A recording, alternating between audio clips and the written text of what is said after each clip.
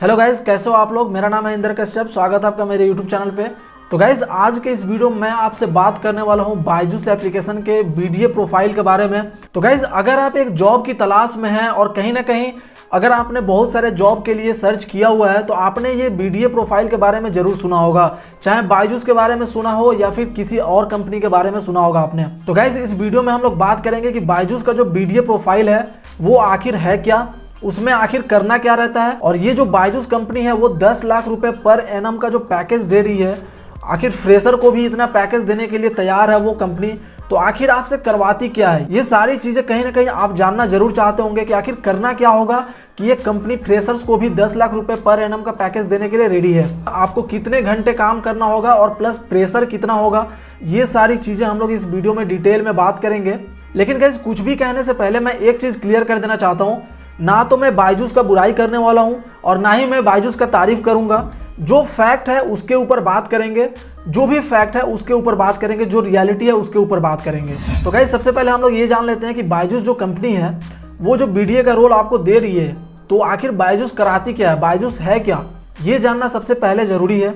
तो गाइस मैं आपको बता दूं, बायजूस जो है वो एडटेक कंपनी है जो बच्चों को पढ़ाती है। जैसे बच्चे ट्यूशन पढ़ते हैं वैसे ही बायजूस जो है वो बच्चों को ट्यूशन पढ़ाती है। यहाँ पर क्या होता है, बायजूस जो है बच्चों को घर पे ही इंडिया के जो टॉप टीचर्स हैं वो दे देती है।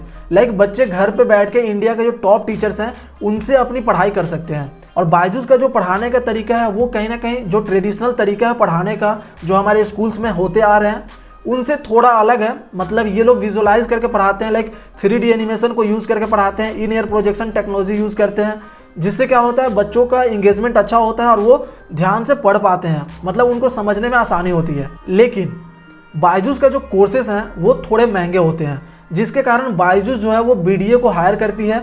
बीडीए का काम यही होता है कि पेरेंट्स या कस्टमर से बात करना और बायजूस के बारे में पेरेंट्स को बताना कि हमारी ये कंपनी है जो बच्चों को घर बैठा करके पढ़ाती है, जिससे क्या होगा बच्चे घर पे बैठ के पढ़ सकते हैं अच्छे से, और जो इंडिया के टॉप टीचर हैं वो उनको पढ़ाएंगे। ये सारी चीज़ें एक बीडीए जो है पेरेंट्स को बताएगा ऑन कॉल बताने के बाद वो पेरेंट्स को कन्विंस करने की कोशिश करेगा कि आप उनका जो है कोर्सेज, जो फुल प्रीमियम जो कोर्सेज होती हैं उसका सब्सक्रिप्शन ले लें। लेकिन ये काम जितना आसान दिखता है उतना आसान है नहीं। आगे हम डिटेल में इसके बारे में बात करेंगे कि एक बीडीए को क्या क्या किस किस हालात से गुजरना पड़ता है। तो जैसे कि मैंने आपको बताया कि बीडीए की जो प्रोफाइल होती है वो एक सेल्स प्रोफाइल है, मतलब आपको उसमें कुछ सेल करना होता है। अगर आप बायजूस में हो तो जाहिर सी बात है कि बायजूस में जो चीज़ बेचने वाला होगा वही चीज़ बेचोगे आप। तो बायजूस जो है वो पढ़ाती है बच्चों को, तो वहाँ पे कोर्सेज बिकते हैं। बच्चों का जो एकेडमिक होता है, लाइक अगर बच्चा 6 क्लास में 7 क्लास में तो 6 क्लास 7 क्लास का आप उनको कोर्स बेचोगे। लेकिन गाइस जहाँ पे सेल्स होता है वहाँ पे प्रेशर होते हैं, ये चीज़ आपने बहुत बार सुना होगा, और इसके कारण लोगों के मन में बहुत ज़्यादा टेंशन भी हो जाता है कि यार कितना प्रेशर होगा, कितना देर काम करना होगा। तो मैं आपको डिटेल में बताता हूँ। तो गाइज हम लोग बात करते हैं कि एक बीडीए को करना क्या होता है। बायजूस जो कंपनी है आपको वहाँ पे लीड्स दिए जाते हैं, लीड्स यानी कि कस्टमर्स के नंबर दिए जाते हैं, कस्टमर का डिटेल्स दिया जाता है और उन नंबर पे आपको कॉल करना रहता है। उस नंबर्स पे कॉल करने के बाद आपको कस्टमर को कन्विंस करना रहता है कि आपके बच्चे के लिए बायजूस अच्छा है, आप अपने बच्चे को बायजूस पे पढ़ा सकते हैं, और उसके लिए उनको सब्सक्रिप्शन लेना पड़ता है। बेसिकली उनको वो कोर्स खरीदना पड़ता है, और वो कोर्स खरीद लेते हैं तो आपका वो सेल काउंट होता है। जो भी अप्लाई करना चाहते हैं इस रोल के लिए तो उनके लिए क्या करना होगा, कौन कौन एलिजिबल है। तो गाइस सबसे पहले आपके पास एक ग्रेजुएशन का सर्टिफिकेट होना चाहिए। यहाँ पे अगर आपने कोई बीटेक किया हुआ है या फिर कोई ग्रेजुएशन में हो और आपने बैकलॉग्स भी हैं आपका, तब भी आपको ये कंपनी हायर कर रही है। आपके बैकलॉग्स भी हैं बट आप फाइनल ईयर में हो तब भी आप अप्लाई कर सकते हो और काम भी कर सकते हो, लेकिन आपको कॉलेज से एक नो ऑब्जेक्शन सर्टिफिकेट लेना होगा। तो यहाँ पे फ्रेशर्स भी अप्लाई कर सकते हैं इसके लिए, लेकिन ग्रेजुएटेड होना चाहिए या फिर ग्रेजुएशन फाइनल ईयर में है और कुछ बैकलॉग्स है तब भी वो अप्लाई कर सकते हैं। और क्या स्किल्स चाहिए इस प्रोफाइल के लिए, तो मैं आपको बता दूं, आपकी कम्युनिकेशन स्किल अच्छी होनी चाहिए, क्योंकि आपको यहाँ पे पेरेंट्स या फिर कस्टमर से इंटरेक्ट करना है, कॉल पे बात करनी है, जूम सेशन पे भी बैठना है, मतलब वीडियो कॉल पे भी बात करनी है, बच्चों का काउंसलिंग करना है। तो ये सारी प्रोसेस हैं जिसके कारण आपका कम्युनिकेशन स्किल अच्छा होना बहुत ज़रूरी है, क्योंकि जब तक आपका बात करने का तरीका सही नहीं है तब तक कोई भी कस्टमर आपके बताए हुए तरीके को फॉलो नहीं करेगा, आपके बताए हुए कोर्सेज को वो कभी नहीं खरीदेगा। तो गाइस सबसे पहले तो कि जब आप इस प्रोफाइल के लिए सिलेक्ट होते हो तो आपके पास 3 राउंड का इंटरव्यू होगा। सबसे पहला जो राउंड होगा उसमें आपके पास कॉल आएगा कंपनी की तरफ से। कोई भी हो सकता है वहाँ पे, वो आपसे बात करेंगे। बेसिकली वो लेडीज ही होती हैं। फर्स्ट कॉल जो इंटरव्यू होता है वो कॉल राउंड इंटरव्यू कहलाता है। तो वहाँ पे बेसिकली आपका एक हाय हेलो होता है, नॉर्मली इंट्रोडक्शन होता है, और वहाँ पे बताया जाता है कि आपका जूम एप्लीकेशन पे एक इंटरव्यू लिया जाएगा, और कब लिया जाएगा वो डेट बता देते हैं वो लोग। फर्स्ट फोन राउंड हो गया, उसके बाद जो सेकंड होगा जूम एप्लीकेशन पे इंटरव्यू होगा, तो जिसने कॉल किया है वही वो सेकंड राउंड का इंटरव्यू भी लेगा। उसके बाद अगर वहाँ पे भी आप अगर सिलेक्ट होते हो तो फिर आपका थर्ड या फिर कह लो फाइनल राउंड का इंटरव्यू होगा। उस फाइनल राउंड इंटरव्यू में आपसे ऐसे ऐसे सवाल किए जाएंगे जिससे कि आपका एबिलिटी, आपका कम्युनिकेशन स्किल, हर चीज़ वो लोग एनालाइज कर लेंगे और उसके बेसिस पे आपको वो लोग सिलेक्ट करेंगे। ठीक है, अगर आप इस थर्ड राउंड के इंटरव्यू में भी सिलेक्ट हो जाते हो तो फिर आपके पास ऑफर लेटर आ सकता है, या फिर आपका एक 2 दिन का वर्कशॉप भी हो सकता है, जो कि बेसिकली सबके साथ नहीं होता है। कुछ लोगों के साथ वर्कशॉप होता है 2 दिन का, जिसमें वो लोग कुछ एक टॉपिक देते हैं, उस टॉपिक पे आपको प्रेजेंटेशन बनाना रहता है और जूम एप्लीकेशन पे ही एक्सप्लेन करना होता है वो जो भी ट्रेनर्स होते हैं उनके सामने। तो ये वर्कशॉप जो है वो बेसिकली सबके लिए नहीं होता है, किसी किसी के लिए होता है। और बाकी जैसे कि मेरे केस में क्या हुआ था, मैं थर्ड राउंड का इंटरव्यू दिया था और डायरेक्ट सिलेक्शन हुआ था और ऑफर लेटर आया था मेरे पास। ये सारी इंटरव्यू से रिलेटेड जो प्रोसेस है, इसके ऊपर मैं एक अलग सा वीडियो बना दूंगा डिटेल में कि आपसे किस टाइप के क्वेश्चंस पूछे जाते हैं और आप उनका आंसर क्या दे सकते हो कि आपका सिलेक्शन होगा ही होगा, किस तरीके से आपको काउंटर करना है उन सारे क्वेश्चंस को। इसके लिए जो होगा नेक्स्ट वीडियो मेरा यही होगा। तो मेक श्योर कि आप चैनल को सब्सक्राइब करके बेल आइकन दबाएं ताकि वो वीडियो आप मिस ना करें। अब बात करते हैं कि अगर आपका इंटरव्यू क्लियर हो गया और आप सिलेक्ट हो गए हैं, उसके बाद क्या होगा। तो उसके बाद गाइज आपके पास 2 मंथ का ट्रेनिंग चलेगा। 2 मंथ का ट्रेनिंग गाइज बोलने का है, बट बेसिकली यहाँ पे ट्रेनिंग जो होती है वो 2 वीक की होती है। 2 वीक की फुल ट्रेनिंग होगी। उसके बाद आपको रियल कस्टमर से बात करना होता है, लाइक वहाँ पे आपको बात करना होगा कस्टमर से।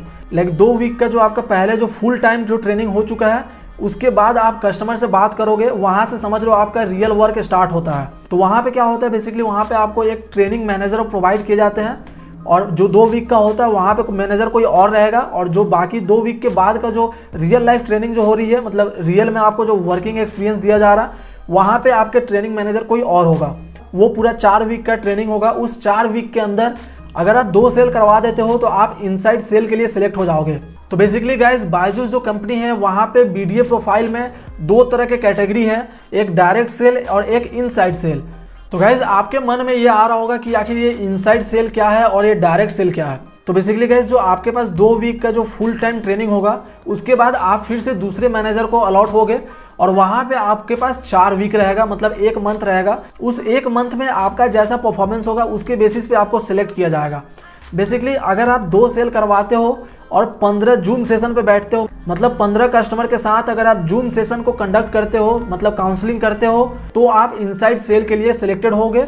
और उस टाइम पे आपको बेंगलोर शिफ्ट होना होगा, जो मेन ऑफिस है वहाँ पे। मेन ऑफिस में जा करके आपको वहाँ पे काम करना होगा। बेसिकली आपका जो काम होगा वैसा ही रहेगा, आपको कॉल करके कस्टमर से बातचीत करनी है, कन्विंस करना है और जूम एप्लीकेशन पे बैठ के काउंसलिंग करनी है और उसके बाद सेल को क्लोज करना है। और जो डायरेक्ट सेल है उसके लिए आपके पास 4 सेल्स होने चाहिए। अगर आप 4 सेल्स करवा देते हो उस 1 मंथ में, तो ही आप इस डायरेक्ट सेल्स के लिए सिलेक्टेड होगे।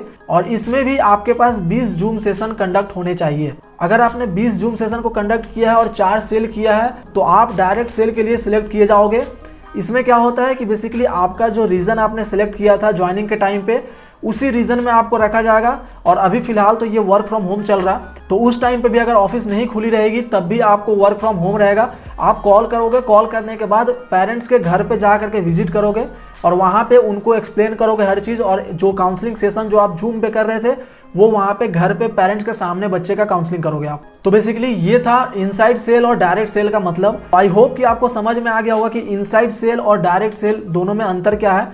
इनसाइड सेल में आपके पास जो है 8 लाख पर एनम का पैकेज रहेगा, जिसमें आपको इस 4 वीक के अंदर 2 सेल और 15 जूम सेशन को कंडक्ट करना रहेगा। और जो डायरेक्ट सेल है उसमें बेसिकली आपके पास 10 लाख पर एनम का पैकेज रहेगा, जिसमें 7 लाख जो है वो फिक्स सैलरी रहेगी और जो 3 लाख पर एनम का जो रहेगा वो इंसेंटिव पार्ट रहेगा। वहाँ पे जितने आप सेल्स करवाओगे उसके हिसाब से आपको 10% पर सेल का आपको इंसेंटिव मिलता है। अगर आपने 1 लाख रुपए का सेल करवाया है तो आपको यहाँ पे 10,000 रुपये आपका इंसेंटिव बनता है। डायरेक्ट सेल और इनसाइड सेल दोनों में आपका जो इंसेंटिव का जो रेशियो है सेम है, मतलब आपका 10% जो है आपका इंसेंटिव बनेगा। अगर आपने 50,000 का सेल करवाया है तो 5,000 रुपया आपका इंसेंटिव बनता है। अगर आपने 1 लाख का सेल करवाया तो 10,000 रुपया आपका इंसेंटिव हुआ। तो आई होप कि आपको इनसाइड सेल और डायरेक्ट सेल दोनों में डिफरेंस समझ में आ गया होगा। तो बेसिकली आपको ये जो टारगेट है ये आपको फुलफिल करना रहता है इस 4 वीक के अंदर, जहाँ पे आप रियल कस्टमर से बात कर रहे हो, रियल वर्क का एक्सपीरियंस ले रहे हो। अगर आप ये टारगेट फुलफिल नहीं कर पाते हो तो कंपनी आपको निकाल देगी। अगर आप सेल्स करवा पाते हो तभी आप रुक पाओगे, तभी आप BDA बन पाओगे। बेसिकली अभी जो आप हो वो BDT हो। BDT कहने का मतलब बिजनेस डेवलपमेंट ट्रेनिंग। इस टाइम पे आपका सैलरी जो होगा वो 5 लाख पर एनम का होगा। ये जो है 5 लाख में से 3 लाख जो है वो फिक्स सैलरी है और जो 2 लाख है वो आपका इंसेंटिव होगा। तो बेसिकली आपका जो इन हैंड सैलरी जो होगा ना वो 3 लाख के हिसाब से 25,000 होता है, लेकिन PF और टैक्स वगैरह कट के लगभग आपका 22-23 हज़ार रुपया सैलरी होगा पर मंथ। तो इस टाइम पे अगर आप इस 1 मंथ के पीरियड में अगर आप सेल्स करवाते हो, 2 सेल्स अगर करवा देते हो तो आप BDA बन जाओगे। नहीं, अगर आप 2 सेल्स नहीं करवा पाते हो तो फिर आपको कंपनी निकाल देगी, क्योंकि कंपनी का जो ऑफर लेटर आएगा या फिर किसी भी तरह की जो पॉलिसी है उसमें साफ लिखा हुआ है कि अगर आप ये टारगेट फुलफिल नहीं कर पाते हो तो फिर आपका BDT से ही अलविदा हो जाएगा, आप BDA नहीं बन पाओगे। तो अभी तो आपने समझ लिया, सैलरी पार्ट को समझ लिया आपने, आपके रोल को समझ लिया। अभी बात करते हैं रियल में, जो जैसे कि मैं यहाँ पे काम कर चुका हूँ तो मुझे एक्सपीरियंस है। तो अपने एक्सपीरियंस के हिसाब से मैं आपको बताता हूँ कि रियल में आपको कितने देर काम करना होगा। तो बेसिकली गाइस यहाँ पे जो दिन की शुरुआत होती है वो यहाँ पे 9:30 या फिर 10 बजे से शुरुआत होगी। अगर मैं आपको क्लियरली बताऊँ तो आपको रात का 9 बजे तक काम करना होगा कंपलसरी। ये तो आप लिख करके रख लो कि अगर आप बायजूस के BDA प्रोफाइल में आते हो तो सुबह 9:30 से लेकर के रात के 9 बजे तक आपको काम करना ही होगा। इसके ऊपर जा सकता है लेकिन इसके नीचे आने का कोई चांस नहीं है। आपको यहाँ पे जैसे कि जब मैं काम कर रहा था उस टाइम पे कभी कभी 11, 11:30 भी हुआ है। लाइक जब आप कस्टमर से बात करोगे, उनको बोलोगे कि आपके लिए, आपके बच्चे के लिए काउंसलिंग हम लोग रख रहे हैं, जूम एप्लीकेशन पे काउंसलिंग होगा, तो अगर पेरेंट्स जिस टाइम पे फ्री रहेगा आप उस टाइम पे ही ना वो सेशन को कंडक्ट करोगे। गाइज मैंने यहाँ पे 1 मंथ काम किया है, 1 मंथ के बाद मैंने रिज़ाइन कर दिया। बेसिकली इस 1 मंथ में 2 वीक जो है वो फुल टाइम ट्रेनिंग था और जो 2 वीक है वो मैंने रियल लाइफ में काम किया है, रियल कस्टमर से बात करके काम किया है। वहाँ पे मैंने 1 सेल भी किया था। फर्स्ट वीक में मैंने 1 सेल कर लिया था और दूसरा सेल भी मेरा हो सकता था, लेकिन मैंने उससे पहले ही रिज़ाइन कर दिया। और रिज़ाइन करने का रीज़न ऐसा नहीं है कि यहाँ पे बहुत ज़्यादा प्रेशर था, लाइक प्रेशर तो है, लेकिन अगर आप यहाँ पे डेडिकेटेड हो काम को लेकर के तो फिर आपके लिए किसी भी तरह का प्रेशर फील नहीं होगा। जैसे कि मेरे लिए तो प्रेशर फील नहीं हो रहा था, क्योंकि हमारे टीम में बहुत सारे लोग थे। बहुत सारे लोगों में से मेरा जो परफॉर्मेंस था वो टॉप लेवल का था। मैंने हमेशा यहाँ पे 2 घंटे से ज़्यादा का टॉक टाइम दिया है। डेली का जो अटेंडेंस का क्राइटेरिया है उसमें आपका ये कंपलसरी है कि आपका 2 घंटे का टॉक टाइम होना चाहिए और 20 कनेक्टेड कॉल होना चाहिए। एक कनेक्टेड कॉल तब काउंट होगा जब आपका कॉल का ड्यूरेशन कम से कम 90 सेकंड है। अगर आपका 90 सेकंड तक आपने बात किया है किसी कस्टमर से तो ही आपका वो एक कनेक्टेड कॉल्स काउंट होगा। तो 2 घंटे का टॉक टाइम करना बहुत इजी है। अगर आपके पास 4 पेरेंट्स भी ऐसे मिल जाते हैं ना जो इंटरेस्टेड हो थोड़ा सा और आपसे बातचीत करने लगेंगे ना, तो 2 घंटा का टॉक टाइम कब पार हो जाएगा आपको खुद पता नहीं चलेगा। लेकिन जो मेन कनेक्टेड कॉल्स का जो टारगेट होता था वो थोड़ा मुश्किल होता था। 20 लोगों से कम 90 सेकंड का बात करना थोड़ा टफ हो जाता है। अगर आप कनेक्टेड कॉल्स ज़्यादा रखना चाहते हो तो उसके लिए आपको डायल कॉल्स ज़्यादा रखना होगा। जितना ज़्यादा आप डायल्स करोगे उतना ज़्यादा चांसेस हैं कि आपके कनेक्टेड कॉल्स बढ़ेंगे। तो बेसिकली मेरे लिए यहाँ पे किसी भी तरह का प्रेशर फील बिल्कुल नहीं हुआ। बहुत सारे लोग ऐसे भी थे जो प्रॉपर तरीके से काम नहीं कर रहे थे, तो मैनेजर जो है उनको डांटते भी थे क्योंकि वो डिसिप्लिन मेंटेन नहीं कर रहे थे। बट कहीं ना कहीं अगर आप डेडिकेटेड हो अपने काम को लेकर के, अगर कंपनी आपको इतनी अच्छी अमाउंट दे रही है, एक फ्रेशर को भी इतनी अच्छी अगर अमाउंट मिल रहा है, तो कहीं ना कहीं वो आपसे काम एक्सपेक्ट करेगी। अगर आप काम नहीं करके दोगे तो जाहिर सी बात है कि किसी भी तरह की कंपनी हो आपको रखना नहीं चाहेगी। अभी बात करते हैं गाइज कि मैंने जॉब छोड़ क्यों दिया। तो बेसिकली गाइज मैंने अप्लाई किया था लॉकडाउन में ही और मुझे कॉल आया था जब उस टाइम पे मेरा एग्जाम चल रहा था। बहुत टाइम के बाद मुझे कॉल आया था और उस टाइम पे मेरे पास सोर्स ऑफ इनकम कुछ भी नहीं था। तो जब कॉल आया तो उस टाइम पे जब मैंने 7 लाख या फिर 10 लाख CTC देखा तो जाहिर सी बात है कि आप भी अपने आप को रोक नहीं पाओगे जब सामने से कॉल आएगा कि आपने फॉर्म फिल किया था, लाइक आप इंटरेस्टेड हो अभी भी। तो ऐसा करके कॉल आया था तो मैंने बोला कि मेरे मुंह से हाँ निकल गया। मैं चाहता भी नहीं था कि मैं उस लाइन में जाऊँ, जॉब करूँ, क्योंकि मेरा पैसन वो नहीं था। बिल्कुल मेरा पैसन कुछ और है जो मैं अभी कर रहा हूँ और मैं अभी अपने वेबसाइट पे भी काम कर रहा हूँ। तो ये मेरा पैशन है, मुझे इसको फॉलो करना है और करना था, बट फिर भी उस टाइम पे मेरे पास सोर्स ऑफ इनकम कुछ भी नहीं था, जिसके कारण मेरे मुंह से हाँ निकल गया। लाइक मैं नहीं चाहता था करना, लेकिन फिर भी मैंने हाँ बोल दिया। इंटरव्यू दिया, इंटरव्यू देने के टाइम पे भी मैं अपना 100% दिया, क्योंकि मेरे अंदर क्या होता है, लाइक मैं अगर कोई भी काम कर रहा हूँ तो उसमें मैं 100% देता हूँ।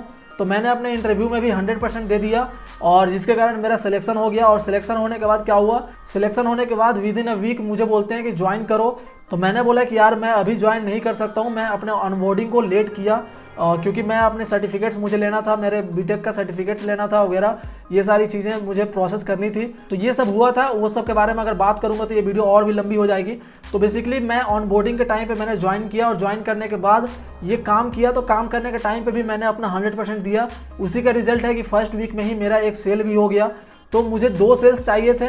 तो बेसिकली मैंने जॉब क्यों छोड़ दिया एक सेल करने के बाद ही, इसका मेन रीज़न यही है गाइस कि जब मेरे पास सोर्स ऑफ इनकम नहीं था और मैंने 7 लाख या फिर 5 लाख का जो भी पर एनम का जो पैकेज देख करके मैंने हाँ कर दिया था। अगर मेरा 2 सेल हो जाता है और उसके बाद मैं बीडीए बन जाता हूँ, 8 लाख पर एनम या फिर 10 लाख पर एनम का सैलरी होगा, तो उस टाइम पे मैं अपने आप को कैसे रोकता। इसलिए मैंने क्या किया, सेल्स होने से पहले ही मैंने रिज़ाइन कर दिया, ताकि मैं अपने पैशन को फॉलो कर पाऊँ। उस टाइप का जॉब मैं बाद में भी कर सकता हूँ, लेकिन जो मेरा पैशन को फॉलो करने का जो टाइम है, ये टाइम बाद में नहीं मिल पाएगा मुझे। इसको अभी करना है तो मुझे करना है, इसलिए मैंने जॉब को छोड़ दिया। बेसिकली मैनेजर भी बहुत अच्छा था, वो बिहेवियर भी बहुत अच्छा था। लाइक मैं टॉप परफॉर्मेंस था, तो मेरे को लेकर के उनका बिहेवियर बहुत ज़्यादा पोलाइट होता था। अगर कभी मेरे 2 आवर्स से ज़्यादा टॉक टाइम है, लेकिन फिर भी कभी कभी क्या होता था, कनेक्टेड कॉल्स कम होते हैं, जिसके कारण आपका एब्सेंट आ जाता है। बट वो मैनेजर के हाथ में होता है कि वो ठीक कर सकता है, उसको प्रेजेंट कर सकता है। तो जो मैनेजर थे वो मेरे अटेंडेंस को कभी कभी प्रेजेंट कर देते थे, इसलिए क्योंकि मैं यहाँ पे बहुत अच्छा परफॉर्म कर रहा हूँ। मेरा एक सेल भी हो चुका है। डेली का जो टारगेट है, डेली का जो टॉक टाइम है, वो 2 घंटे से मेरा ज़्यादा ही होता था, कभी कभी 3 घंटे के करीब भी होता था। तो अगर आप अच्छा परफॉर्मेंस दोगे, अगर आप अच्छा टॉक टाइम दे रहे हो, आपको आपके मैनेजर को लगता है कि आप हार्डवर्क कर रहे हो, तो कहीं ना कहीं उनका बिहेवियर भी अच्छा रहेगा और हर तरह का हेल्प हो सकेगा उनके तरफ से आपको लेकर के। तो बेसिकली गाइज मैंने भी बहुत सारा नेगेटिव फीडबैक देखा था बायजूस को लेकर के। लाइक आप में से बहुत सारे लोगों ने ऑलरेडी देखा होगा। लेकिन गाइज मैंने जब वो सब फीडबैक देखा था, तो मैंने यही सोचा था कि मैं जा करके देखता हूँ ना, जा करके देखने के बाद ही तो रियलिटी पता चलेगा। किसी के साथ हुआ जरूरी थोड़ी है कि मेरे साथ भी वैसा ही हो, क्योंकि उस बंदे का मैनेजर कोई और होगा, मेरा कोई और होगा। दोनों मैनेजर का मेंटालिटी और उनका सोच दोनों का अलग अलग हो सकता है। तो ये जो बिहेवियर वाली बात है या फिर रूडनेस वाली बात है, ये सब कुछ डिपेंड करता है मैनेजर के ऊपर। अगर आपका मैनेजर अच्छा है तो जाहिर सी बात है कि आपको किसी भी तरह का दिक्कत नहीं होगा। और अगर आप वहाँ पे काम करने के मकसद से जा रहे हो, अगर आप अपना 100% दे रहे हो, तो आपको किसी भी तरह का प्रेशर भी फील नहीं होगा, और किसी भी तरह का मैनेजर की तरफ से रूड बिहेवियर वगैरह ये सारी चीज़ें भी आप फेस नहीं करोगे। राइट। तो मेरा पॉइंट ऑफ व्यू यही है कि अगर आप एक हार्ड वर्किंग पर्सन हो, अगर आप वहाँ पे ये सोच के जाते हो कि आपको वहाँ पे काम करना है, और आप सोच करके ही जाओ, लाइक मेरे जैसा नहीं कि सोर्स ऑफ इनकम कुछ नहीं था तो मैं चला गया, लेकिन अपने पैशन को फॉलो नहीं कर पा रहा था, जिसके कारण मैं जॉब को छोड़ करके फिर अपने पैशन को फॉलो करने के लिए आ गया हूँ। ऐसा मत करना। लाइक उस टाइम पे लॉकडाउन चल रहा था गाइस, तो मेरे पास भी ज़्यादा कोई ऑप्शन था नहीं, इसलिए मैंने हाँ कर दिया था।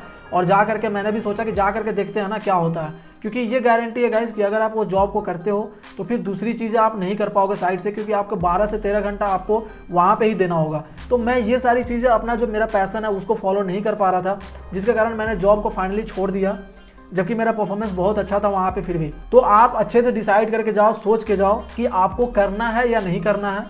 अगर आप सोच के जा रहे हो कि आपको काम करना है तो आप टेंशन मत लो बिल्कुल, क्योंकि अगर आप हार्ड वर्किंग हो तो आपका टॉक टाइम भी ज़्यादा रहेगा और आपके सेल्स भी होंगे। क्योंकि गाइस बहुत सारे पेरेंट्स ऐसे होते हैं ना जो वेट कर रहे होते हैं कि आपका कब कॉल जाएगा कि वो कोर्स को खरीदें।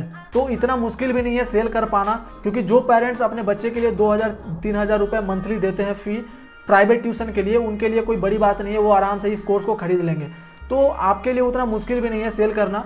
अगर आप चाहते हो जॉब करना इस प्रोफाइल में तो ही जाओ, अपना 100% दो, और गारंटी है कि आप अपना एक बीडीए बन पाओगे। बीडीए बनने के बाद आपका सैलरी जो 3 lakh per annum fix salary था वो direct 5 lakh per annum fix salary हो जाएगा, और वहाँ पे 3 लाख का इंसेंटिव भी रहेगा बीडीए बनने के बाद। तो ऐसे करके मुझे उम्मीद है कि आपको इस वीडियो से काफ़ी हेल्प हुई होगी, समझने में बहुत ईजी हुआ होगा कि चीज़ें कैसे हैं, कैसे काम करते हैं। नेक्स्ट वीडियो जो है मैं इस टॉपिक पे बनाने वाला हूँ कि आप बायजूस का इंटरव्यू कैसे क्रैक कर सकते हैं, किस तरीके से आपसे सवाल किया जाता है, किस टाइप का सवाल किया जाता है, उसका काउंटर आंसर आपके पास होना चाहिए और क्रिएटिव होना चाहिए आपका आइडिया, ताकि अगले को लगे कि हाँ आप क्रिएटिव इनफ हो इस जॉब के लिए, राइट। तो उसके लिए आप मेरे चैनल को सब्सक्राइब करके बेल आइकन दबाओ, ताकि जब मैं उस वीडियो को डालूं तो आप उसका नोटिफिकेशन पा सको। और मैं कोशिश करूंगा कि 1 से 2 दिन के अंदर ही उस वीडियो को मैं डाल सकूं, ताकि आपकी हेल्प हो सके और आप उस वीडियो को देख करके अपना प्रिपरेशन कर पाएँ, ताकि आपका सिलेक्शन 100% हो जाए। तो बेस्ट ऑफ लक। मुझे उम्मीद है कि आपको इस वीडियो से काफ़ी हेल्प हुआ होगा। वीडियो अगर अच्छी लगी है तो इसको लाइक कर दीजिएगा, और अगर आप मेरे चैनल पर नए हैं तो प्लीज़ चैनल को सब्सक्राइब करके बेल आइकन दबा दीजिए। तो चलिए मिलते हैं अगले वीडियो में, तब तक के लिए टेक केयर, बाय बाय।